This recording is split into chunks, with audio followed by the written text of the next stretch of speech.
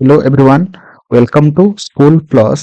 आज आम यह वीडियो माध्यम 2023 मसीह होता जूनियर टीचर एग्जाम जोटा कि आम विभिन्न डेट्र विभिन्न सिफ्ट एग्जाम होता। तो आज आम यह वीडियो माध्यम 8 नवेम्बर 2023 फास्ट सिफ्ट जहाँ भी किसी सीडीपी क्वेश्चन बा चाइल्ड डेवलपमेंट पेडागोजी क्वेश्चन जहाँ भी किसी पड़ता सबकिछि आज आम यह वीडियो माध्यम डिस्कसन करवा जोटा कि आपर आगामी एटी जोटा कि आम असिस्टेंट टीचर जोटा कि आम junior teacher exam junior teacher regular post এবং ତା ସହିତ ସିଟି ଓଟିଇଟି ଆରଏସଟି ଓଏସଟିଇଟି ସିଟିଇଟି ସବୁ ଟିଚିଂ ଏକ୍ଜାମ ପାଇଁ ଆପଣମାନଙ୍କର ହେଲ୍ପଫୁଲ୍ ହେବ।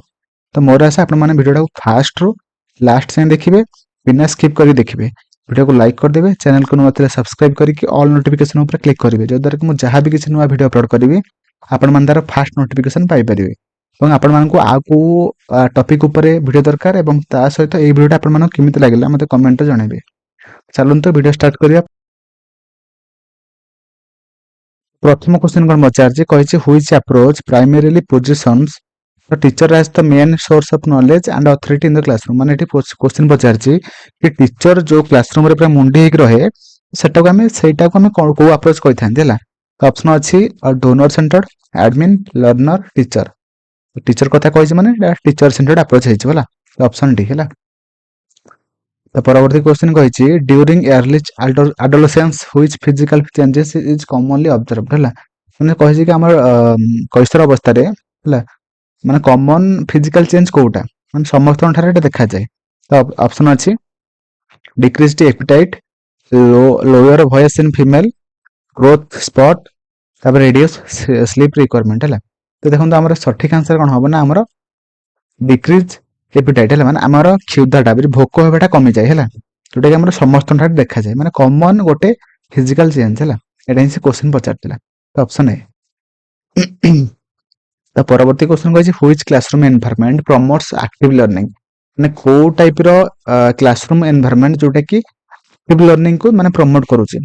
ऑप्शन अछि टीचर सेंटर्ड स्टूडेंट सेंटर्ड ना साइलेंट रूम ना डिम लाइटिंग। देखो आमर सठिक आंसर कौन हो ऑप्शन बी जोटा student centred with group activity करने द्वारा पिला मानकर गोटे एमितिया एनवायरनमेंट क्रिएट हम जो कि पिला मानकर एक्टिव लर्निंग हो पार कहीं पिला माने एक्टिव रोचंदी ना से ऑप्शन बी हो सठिक आंसर है। तो परवर्ती क्वेश्चन कही निम्नलिखित मध्य केउंटी सकारात्मक सदृढ़ीकरण उदाहरण अटे मैंने कोटा जोटा कि आम पॉजिटिव रिएनफोर्समेंट हो पार। तो ऑप्शन अच्छे भल कम जड़े विद्यार्थी को एक स्वर्ण तारका पुरस्कार देवा खराब आचरण पर एक विशेषाधिकार छाई नेबा हम ना कथबार्ता करुवा कौन विद्यार्थी को श्रेणीगृह बाहर को पठाई ना नेगेटिव अंशग्रहण अतिरिक्त होमवर्क देवा ना नेगेटिव कहीं ऑप्शन है जोटा भल कम विद्यार्थी को एक स्वर्ण तारका पुरस्कार देवा जोटा कि गोटे पॉजिटिव रिएनफोर्समेंट हो पार है। तो ऑप्शन ए है।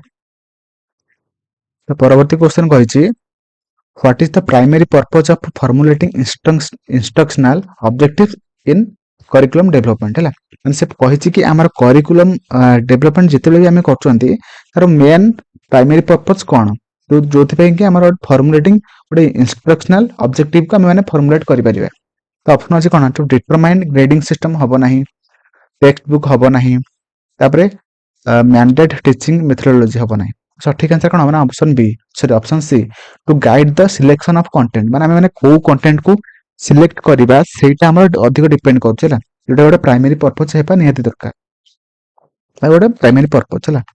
तो परवर्ती क्वेश्चन कही when a child sees another child to get praised for good behaviour and decides to behave similarly this is an example of learning through है।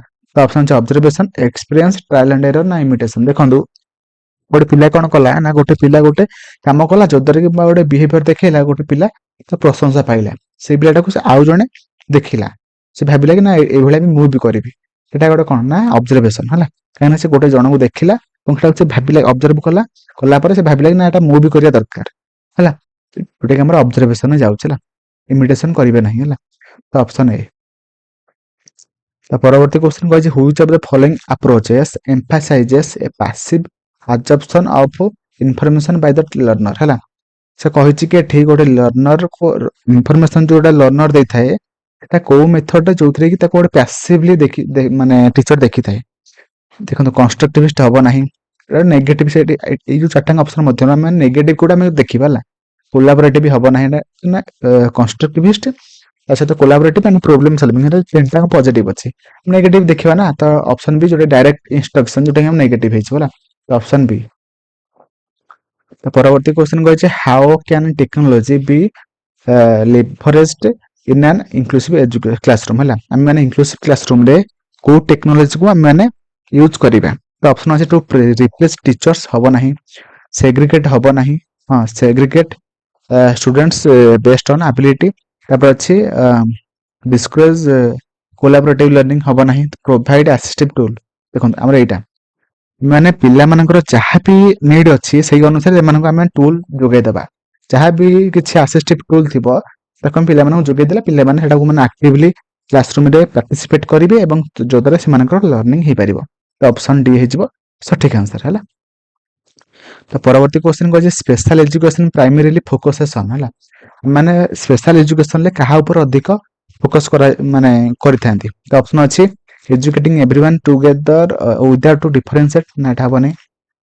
ଇଣ୍ଟିଗ୍ରେଟିଂ, ଏଟା ଇଣ୍ଟିଗ୍ରେଟିଂଟା ଆମେ ମାନେ କଣ କହୁଥିଲେ ନା ଇଣ୍ଟିଗ୍ରେସନ ଏଜୁକେସନ, ଇଣ୍ଟିଗ୍ରାଲ ଏଜୁକେସନ ଆମେ ମାନେ କରିଥାନ୍ତି। Integrating students with disability into regular classroom, ଏଟା ଆମର ଏଟା ହବନି, ଇଣ୍ଟିଗ୍ରେଟେଡ କ୍ଲାସରୁମରେ ହେଲା। ତାପରେ using adaptive technology in the classroom, ନା ଦେଖନ୍ତୁ କଣ ହବ ନା provide education in separate facilities for students with disability ହେଲା। ପିଲାର ଯାହା ବି କିଛି ନିଡ୍ ଥିବ ସେଇ ଅନୁସାରେ ଆମେ ତାକୁ ପଢେଇବା ହେଲା, ଫ୍ୟାସିଲିଟି ଦବା। ତ ଅପସନ ବି ହେଇଯିବ ସଠିକ ଆନ୍ସର ହେଲା।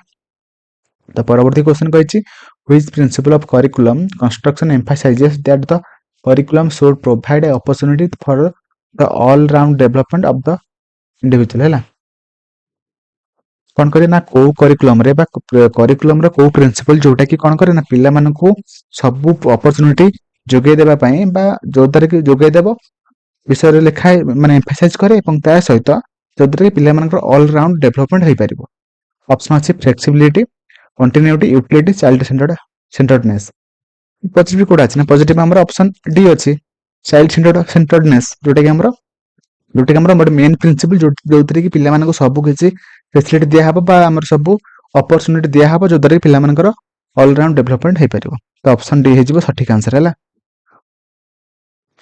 ତ ପରବର୍ତ୍ତୀ କ୍ୱେଶ୍ଚନ କହିଛି ଯଦି ପିତାମାତାଙ୍କୁ ସେମାନଙ୍କ ପିଲାର ବିକାଶ ବିଳମ୍ବ ହେଉଛି ବୋଲି ସନ୍ଦେହ ହେଉଥାଏ ତେବେ ସେମାନେ କେଉଁ ପେସାଦାରଙ୍କ ସାହାଯ୍ୟ ନେବେ।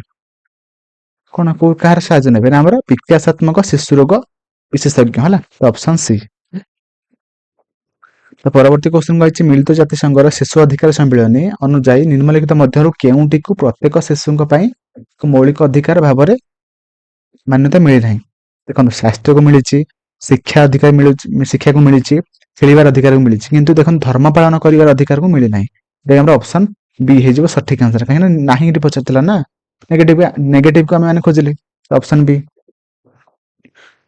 ପରବର୍ତ୍ତୀ କ୍ୱେଶ୍ଚନ କହିଛି which of the following conditions is essential for the readiness of an individual to learn a specific skill or concept। ମାନେ କହିଛି କି ଏଠି ପିଲାର ଗୋଟେ କୋଉଟା ଅଧିକ ଏସେନ୍ସିଆଲ ଯୋଉଥିରେ କି ପିଲା ରେଡି ହବ, ମାନେ କାହା ରେଡି ହବ ଏବଂ ତା ସହିତ କଣ ପାଇଁ ନା ଗୋଟେ ସ୍ପେସିଫିକ ସ୍କିଲ୍ ବା କନସେପ୍ଟକୁ ସେ ଶିଖିବା ପାଇଁ କାହା ଉପରେ ଡିପେଣ୍ଡ କରୁଛି ନା ଆମର ଅପସନ ଅଛି ମାଚୁରେସନ, ଫାଟିଗ୍ୟୁ, ତାପରେ ରିଏନଫୋର୍ସମେଣ୍ଟ ଟାସ୍କ। ତ ସଠିକ ଆନ୍ସର କଣ ହେଇଯିବ ନା ଆମର ମାଚୁରେସନ, ଅପସନ ଏ ହେଲା, ମାଚୁରେସନ ଉପରେ ଡିପେଣ୍ଡ କରୁଛି ହେଲା। ତ ପରବର୍ତ୍ତୀ କ୍ୱେଶ୍ଚନ କହିଛି a teacher who emphasizes on neatness, proper spacing and highlighting main point is focusing on which skill। ମାନେ ସେ ଦେଖନ୍ତୁ ଟିଚର କୋଉ କାମଟା କଲା ବେଳେ ହେଲା ସେ ମାନେ ପୁରା ସଫାସୁତୁରା କରିକି ଲେଖେ, ପ୍ରପର ମାନେ ସଂଖ୍ୟା ମଧ୍ୟରେ ସ୍ପେସ ଠିକରେ ଦିଏ, ତା ସହିତ ଗୋଟେ ମେନ୍ ପଏଣ୍ଟକୁ ସେ ହାଇଲାଇଟ କରେ କୋଉଟା କଲା ବେଳେ ନା ଆମର କ୍ୱେଶ୍ଚନିଂ ସ୍କିଲ୍ ହବ ନାହିଁ, କମ୍ୟୁନିକେସନ ହବ ନାହିଁ, ଇଭାଲୁଏଟିଂ ହବ ନାହିଁ, କଣ ହବ ନା ବ୍ଲାକ୍ ବୋର୍ଡ ରାଇଟିଂ ସ୍କିଲ୍ ହେଲା। ଅପସନ ଡି ହେଇଯିବ ସଠିକ ଆନ୍ସର ହେଲା। ପରବର୍ତ୍ତୀ କ୍ୱେଶ୍ଚନ କହିଛି ପ୍ରାରମ୍ଭିକ କୈଶୋର ଅବସ୍ଥାରେ ଭାବନାତ୍ମକ ବିକାଶର ପ୍ରମୁଖ ବିଶେଷତା ନିମ୍ନଲିଖିତ ମଧ୍ୟରୁ କେଉଁଟି ଅଟେ ହେଲା।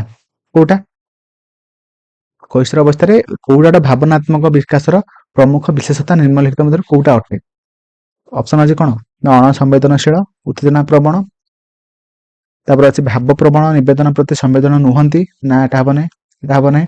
ଭାବନାତ୍ମକ ଭାବରେ ପୂର୍ବାନୁମାନ ଯୋଗ୍ୟ ନା, ନା ସହଜରେ ଠକା ଯାଇପାରିବ। ଏଇଟା ହଉଛି ଆମର ପ୍ରାରମ୍ଭିକ କୈଶୋର ଅବସ୍ଥାରେ ଭାବନାତ୍ମକ ବିକାଶର ପ୍ରମୁଖ ଗୋଟେ ବିଶେଷତା ଅଟେ।